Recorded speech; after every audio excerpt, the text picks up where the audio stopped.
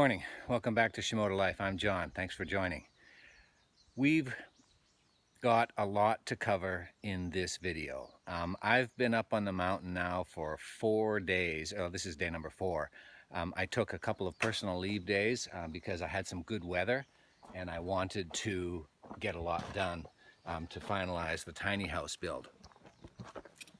So I'm recording this after the fact because there was so many things going on. I had so many different intros and exits to the activities that it's all kind of a jumble. So I'm just gonna lay out the video right now and let's run with it.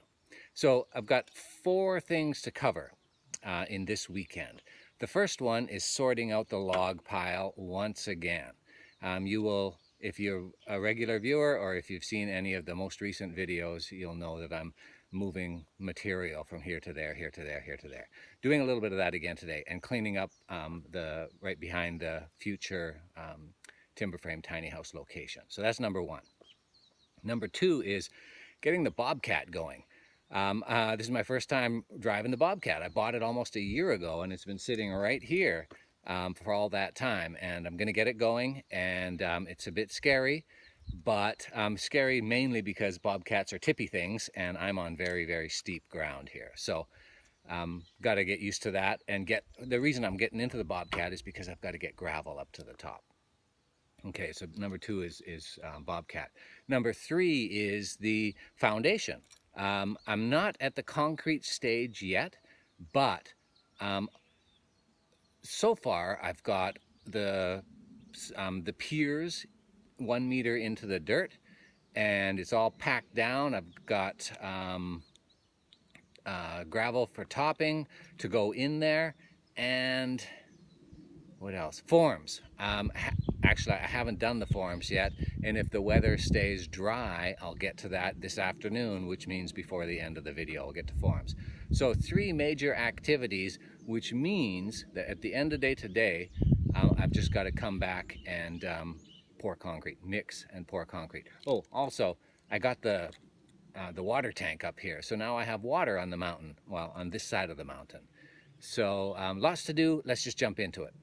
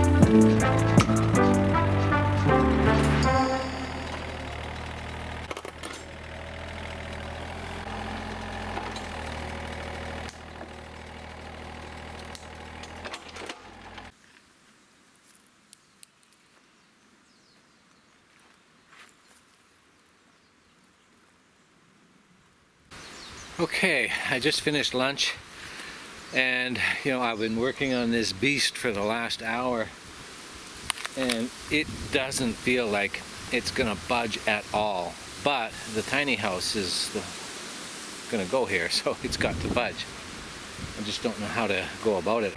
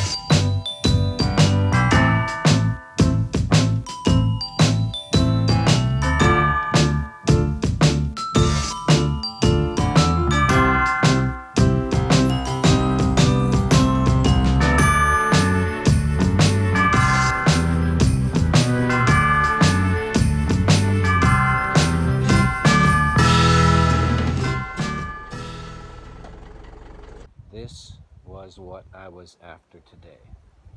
A full rectangular flat piece of land that can accommodate my 8 by 12 tiny house.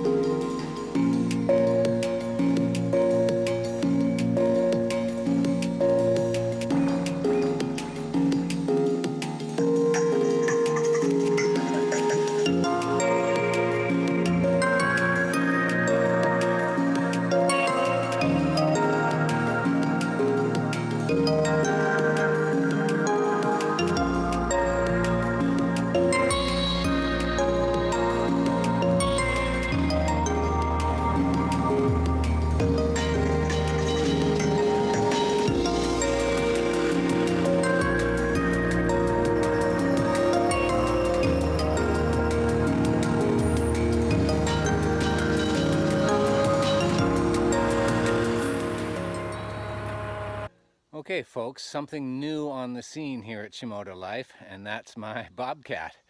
It's not new to regular viewers in that it's been in the background for almost a year now, sitting up on in my parking pad, but I've never yet used it. I bought it a year ago on auction, sight unseen, and it works very well. There's a couple of idiosyncrasies about it, which I'll get into in time. I don't want to terrify my wife.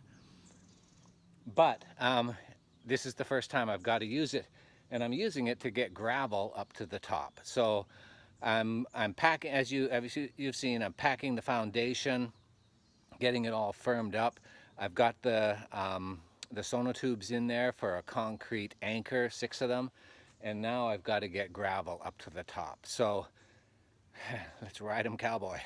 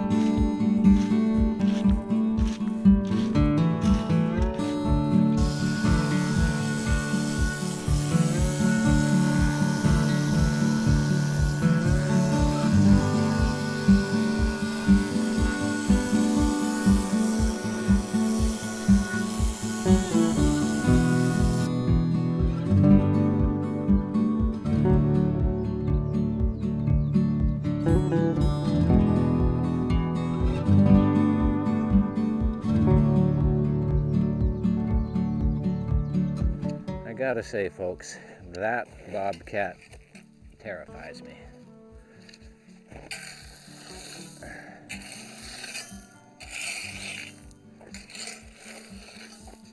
I need the machinery, definitely. And I wouldn't be able to do this without the machinery.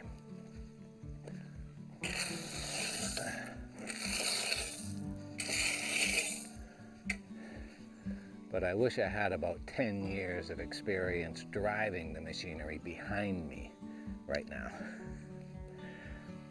So how do we summarize today?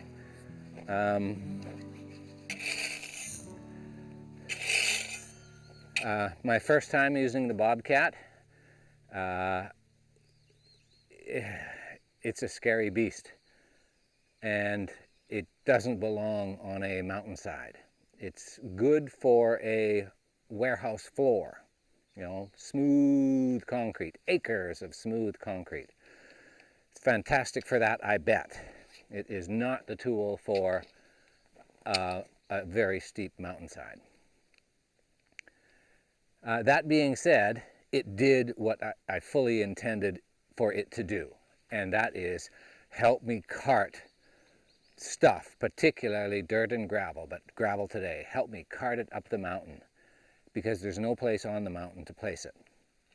So it did wonderfully. It's whining a little bit, crying for some, I don't know if it's hydraulic oil or engine oil or water or what. There's a fluid indicator on there that's lit, but when I bought it, and I haven't used it, you know, before today, but when I bought it, it was all topped up. And so I don't know what to expect. If there's any Bobcat mechanics out there watching, please, you know, ping me, and let's talk about brakes and how to make them work when they don't work. Wife, if you're listening, please ignore it, cover your ears. If you're new here, you know that this is all new to me. This construction-related activity, building a house, building a site on a mountainside. And so I'm learning every day. But these videos are not educational videos. Do not do what I am doing. I don't know, I hear other YouTubers say that, and I wonder if it's legal, you know, CYA, cover your ass. I don't know, but it is good advice. If it's not legal protection, it's at least good advice. Do not do what I do unless you're a trained professional. Or unless you want to build your own homestead on the side of a raw mountain. Raw and wild mountain. Then by all means, do what you have to do. Okay, well, let's wrap it up. We've got everything done for the tiny house except the forms and the concrete, of course. So that's going to be next weekend if the weather cooperates. We're going to get out here, we're going to put the forms in place, and I'm going to bring up the concrete mixer, tank of water, a bunch of sand, more gravel, bags of cement, and mix up a whole bunch of concrete right here. And dump it all here, and then boom, floor foundation is done. And then it's just one more weekend and we get the tiny house up here and we do the build. Boom. I don't think it'll take, more than 2 days to build the whole thing. So if you haven't subscribed, subscribe now. Look forward to that with anticipation. It's going to be fun. Thanks for hanging around, everybody. Take it easy.